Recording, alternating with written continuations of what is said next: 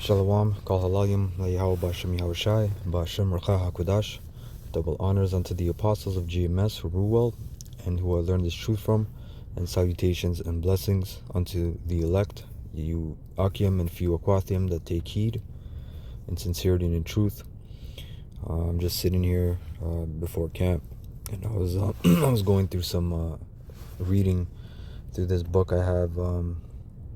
I got this physical book a lot of years ago when I was in high school. It's called When Scotland Was Jewish. So like, 1 second. All right, by Elizabeth Caldwell Hirschman and Donald N. Yates. And you can find this PDF. I just typed it in on Google and I just downloaded it. All right, I'm gonna go to page 84. This is gonna get in a little bit of history. You know, that video that Apostle Tahar did on the Scythians was very, very, man, that was a good video. You know, because I forgot about that, actually. Like the Scythians, that scripture, you know, when I was really deep in the history, I would bring that out and really research that. But Apostle Tahar, he went into it, and you know, I'm sure it caused some offenses and whatnot, because he mentioned that a lot of the Russians or whatnot, they got to be Israelites, which is true. You know, or the people in Russia, there's a lot of Israelites there, you know. But anyway, this is from chapter 5.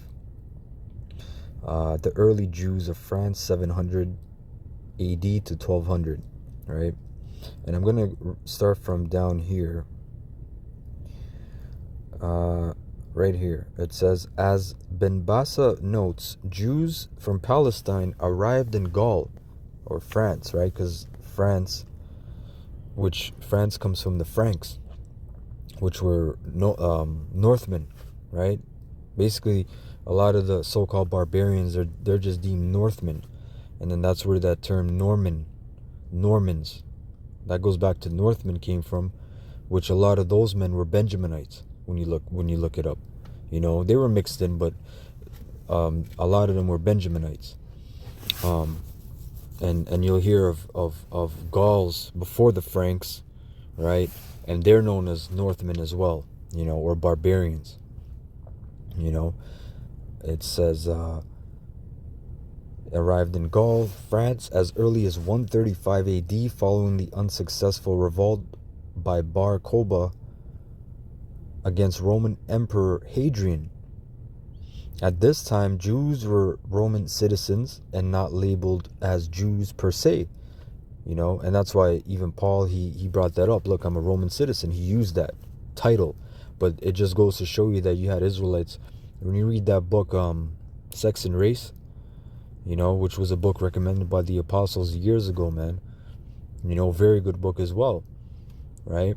It goes into how in the Roman Empire, before Septimius Severus, of course, you know, during the time of the Edomite Caesars, you had Jake or Israelites in basically every facet, as swimmers, as gladiators, politicians, Slovakia, the Emperor's Guard, you know, in the armies, you know, philosophers, right? All these different laborers, farmers, you know, merchants, right? So basically how you see Jake today, Jake, there's poor Jakes that are doing bad. There's Jakes that are that are CEOs. There's Jakes that are entrepreneurs. You know, there's Jakes that are doing very well. You know, it says they could travel freely throughout the Roman Empire, which stretched from Britain to Central Asia. Ben Bassa, page 4, makes several important points on which we will comment, and it states, I'm not sure, this was not the part I wanted. Here, this is it, Slovakia, down here, this is the part from here, right here. Importantly, Jews were settled where they would have had contact with the Normans. Again, Norman means Northman. Like when you watch that movie with Martin Lawrence, what was it called? Black Knight, right? And that was like that was humor, right? That was supposed to be a comedy, a black knight, a dark skinned knight. But guess what? What street did he live on? Normandy, right? And that was a kingdom in the ancient world, Normandy. So when he went back to the medieval, right? They asked him what kingdom did, I forgot how it goes. I haven't watched that movie in a while, but they asked him basically, what kingdom doest thou hail from? And he's like, I'm from Normandy. And then he named the other street, but the intersection. But the guy's like, oh, Normandy. He's like, we've been expecting you. but they didn't think it strange that he was a Jake. And that's the flip side to the joke. How come you people don't get that? He actually went back to the ancient world, and then the princess was a Jake too. I don't know if I think her father in the movie was a Edomite, looked like Edomite, but they're just playing with you, man. That's all Amalek behind the being the producers and whatnot. So anyway, back here, it says Salakia. It says Normans, right? So importantly, Jews were settled where they would have had contact with the Normans who arrived in Gaul from Scandinavia, because you had Israelites all the way up there, Scandinavia, Norway, Denmark, right? All these different places, man. Around 900 AD, Jews functioned in Gaul and elsewhere as full-fledged Roman citizens without religious or ethnic hindrance, and were active because back in the ancient world, like we keep telling you peons, man, right? Like you come up and you talk about, oh, that guy, he's Asian, he's white, he's this, which it's like Asian. I never seen any yellow person. If we want to talk about, oh, that's a white person, that's a black person. Well, where's the yellow person? I never seen a yellow person in my life, unless he got hepatitis, man, or liver failure. But that's a classification, is it not? Are there not 5 classifications by that devil? It's in the book Babylon Timbuktu. Johann F. Blumenbach, that German devil, man, that Temanite, where he divided man and race into 5 classifications, right? White, because he deemed the people from the Caucasus Mountains, the Caucasian, right, dweller of the Caucasus Mountains, the purest race, and that's why he called them white, or themselves white. Then black, which denotes negativity, void of light. Red, for the Gadites and Reubenites, which is completely bugged out because they're dark skinned, they're copper, man, they're dark. Brown, which is accurate, and then yellow, man, right? Back in the ancient world, you didn't have that. You had what did you have? As it says, Slovakia, right? And elsewhere were so like I read it again. Jews functioned in Gaul, right, and elsewhere as full-fledged Roman citizens without religious or ethnic hindrance, and were active traders and merchants. Further, they would not necessarily have had Semitic DNA. Well, that's besides the point. That's Esau's, conjecture. But as you see down here, check this out, right down here. Not the DNA part, but down here it says the Jews, dressed like the rest of the population, bore arms and spoke the local language. So what do you think Acts 2 is all about, man? Right? You can read the book of Acts chapter 2. You had Israelites speaking all kinds of different languages. Hebrew was not their native tongue. Why? Because they were scattered, pursuant to the curses, man. Right? It says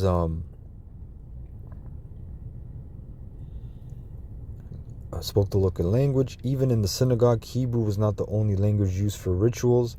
Their ancestral names, Biblical Roman and Gallo-Roman, did not differentiate them from other inhabitants, right? So this is just going into a bit of that. of Israelites being everywhere, to be honest, right? But I'm just getting into a little bit of history right now, because this is good to get into, And Apostle Tahari, when he made that video on the Scythians, that really motivated me, It says, let me see, 1 second. Hold on. Right, check this out. It says, by the 800s in France, contemporaneous with the first incursions of the Normans, which were Israelites, by the way, the Jews constituted an indispensable part of the economy and culture. Ben Bassa writes, they did possess buildings, fields, orchards, and vineyards, garden farms and mills. They devoted themselves in agriculture, and in particular wine growing in the valleys of the Rhone, the Saône, and in the Paris region. Jewish wine production seems to have been still larger in the 9th century, to the point that it supplied foreign markets. And that's an Israelite thing, husbandry. That goes back to Noah. That goes back to all the way to the garden. A tiller, not a tiller, a keeper. We're stewards of the earth, right?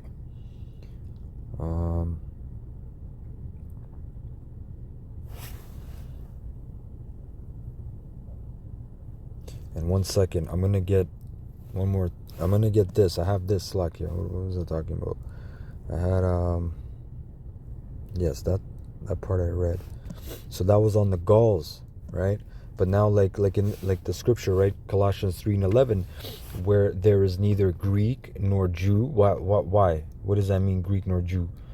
Who was the Jew, right? The Israelites that knew they were Israelites, and basically, for the most part, Pharisees and Sadducees that lived in Israel and Jerusalem, and that they as the book of Matthew 23, they sit in Moses' seat, right?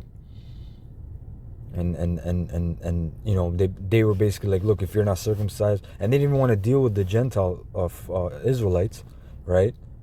And they put heavy burdens on them, And who's the Greek talking about?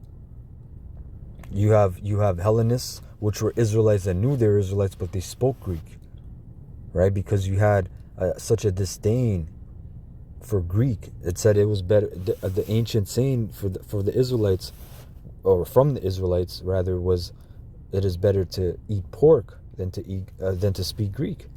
And then you have the Hellenes, which were Greek nationals, for lack of better expression. Meaning they grew up as Greeks. They were called Hellenes. Their motherland, was Greece. They spoke Greek. They dressed Greek. They didn't know they were Israelites. Those are Hellenes. That's what it's really talking about. The Greek, not to the Edomites, man. Right? Circumcision nor uncircumcision, which that's going into above again, Greek or Jew. Barbarian, Scythian. Now you understand. The barbarians, which I believe that word goes back to barbar, which basically means rude or ignorant, if I'm not mistaken. Barbarians, right? What was that movie that the apostles recommended years ago too? 13th Warrior, I think. With I know that guy was from Zorro, was in there, Antonio Banderas, and he was with basically barbarians, and he was a Moor though. He was playing a Moor. That was a good friggin' movie, man. Because those are all Israelites, man. Those are all Jakes, right? It says, barbarian, Scythian, bond nor free, but Yahushai, Mashiach is all and in all, meaning all the Israelites scattered, man. It's all about the Israelites, that's it. And really the elect. So I had a little bit of this. Hold on 1 second. Yeah, barbarian. Hold on. Right here. So this is from Heritage History, right? The Gauls and the Franks. I'm going to read it, through this, and you can type this in Google and find the article, or go on the website. It says, the great and famous land of France takes its name from a powerful tribe of Northmen. Again, Northmen just meant they were from the north. They were barbarians, but you had different names for them, It wasn't just all Anglo-Saxons. It wasn't just all Vikings, It says, who began Salakia, the great and famous land of France takes its name from a powerful tribe of Northmen, the Franks, who began to overrun the country about 300 years after the birth of Yahushua. Before the day of the Franks, the land was known as Gaul, and its people the Gauls, which we read about the Gauls, did we not? Right? Which were a Celtic race. The Celts. A lot of Israelites there, man. When you actually research, it's a lot of Israelites. Right? We're a Celtic race of the same blood as the ancient Britons. Who are the Britons? What does the word Britain mean? Barayath, which means covenant. When you call yourself, I'm British, you're talking about you're pertaining to the covenant. Right? Like the Britons, they too were compelled to bow their necks to the yoke of Rome and to submit to the great Roman general Julius Caesar, which were Edomites. It was from Gaul that Caesar sailed to attack Britain, and it was of Gaul and its conquest that he wrote in his famous work, which is still read by all who study the Latin tongue. The Gauls had lived in the land for many centuries. Before they were attacked by Rome, in early days they had been a very wild, fierce people, clad in skins, living by the chase and divided into tribes which were always at war with each other. Right? And that sounds just like Jake. Right? And it gets into the history and the Druids as well. You know, I'm not going to read all this, but this is a lot of history you can get into. The Druids, a lot of Israelites there as well, man. You can't get emotional and just say, oh, these were Edomites or Japhet, or you don't know really what you're talking about. And that's why you get offended when, you know, the apostles and elders on down, when we say things like, when the apostles say things like, some of the, there's a lot of Israelites in Russia, talented ones, and, there's a lot of talent there, man. Soviet, look, you got boxing, but you got different styles of boxing, right? You got the Cuban style of boxing, which that's Manasseh, which is a warrior tribe. One of the 3 warrior tribes, Cuban style boxing. But guess what? The Cubans worked a lot with the Russians too. And the Russians got their own style of boxing, Soviet boxing, old school Soviet boxing, man. Very good as well. Very light on their feet, bouncing, great footwork, man. Superb, right? Good IQ, good techniques. Very you got unorthodox techniques. But I understand when Apostle Dahar says those things, man. Right? Because it makes sense. If you get into the history, though, you got to get into the history, and this just gets into. I wasn't gonna read all this. I just wanted to bring out the very beginning, right? When the Gauls, before the Franks, even,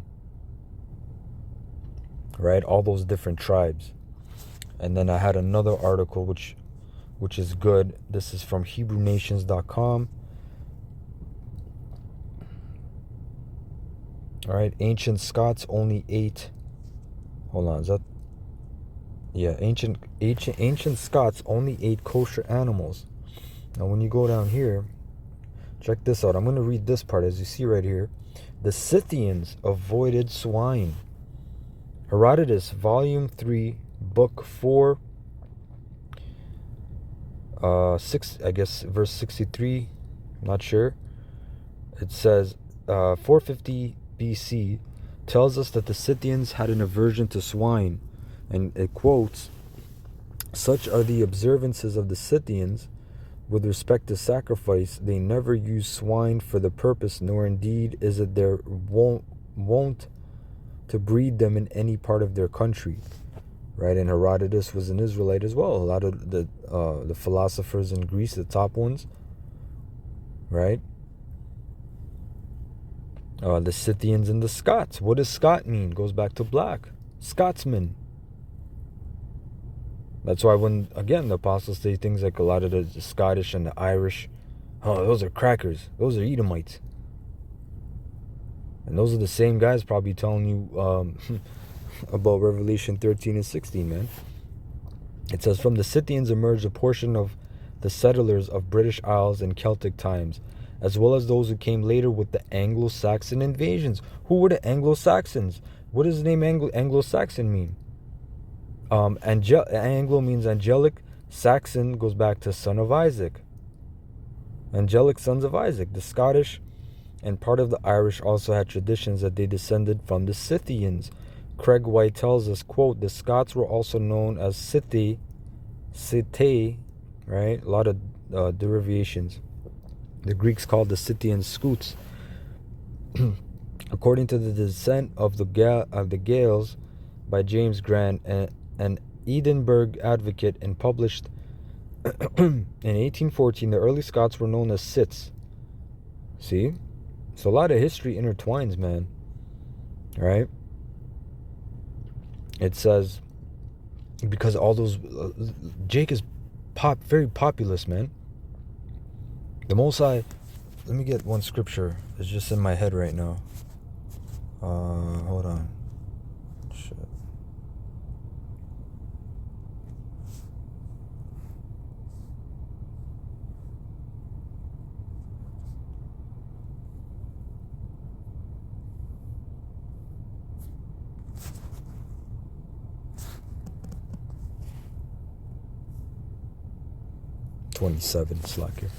Isaiah 27:6, he shall cause them that come of Jacob to take root. Israel shall blossom and Salakia.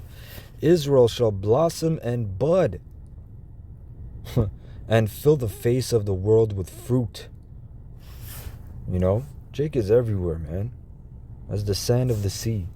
But that scripture came in my mind just right now. But it says, according to Grant, was the confirmed opinion of such old Roman writers as Rodolphus, Claudian, Isidore, and others. This particular Gaelic branch of the Celtic incomers is supposed to have come direct to Scotland through Scandinavia and acquired the designation of Scyths because they were nomads, wanderers without a settled home. That's from Cormac J., The Origins of the Scots, the Covenant People, Vancouver. You know, and that was pretty much it from that. You know, you can look up the other things, and not everything that they go into is on point, right? Because, you know, they'll try to say, oh, the 10 tribes are in Europe, you know, the Gadites are Norwegians, and the Judah, Manasseh is or Ephraim is the British, and Manasseh's all that bugged out shit. All right. So anyway, Slack, I didn't bring up too many scriptures. I just, you know, wanted to get into the history a bit. I hope you're edified. And again, you know, as the scriptures say, do your own research. Try the spirit. Study to show that self-approved. All right. There's a lot more information that you know. There's a lot more information. I'll just leave it at that. So, Kal Halalim La Yahweh Bahashem Yahweh Shai Bahashem Racha HaKodash for letting me do this lesson, and Salak in my throat. And double honors unto the apostles again of GMS. May Yahweh Bashem Yahweh Shai Bashem Racha HaKodash Shalak Barakiam. All right, La apostle to the apostles and elders on down who I learned this truth from, and Shalom to the elect. You know, the Akim and Aquathim that take heed in truth and sincerity. All right, Shalom.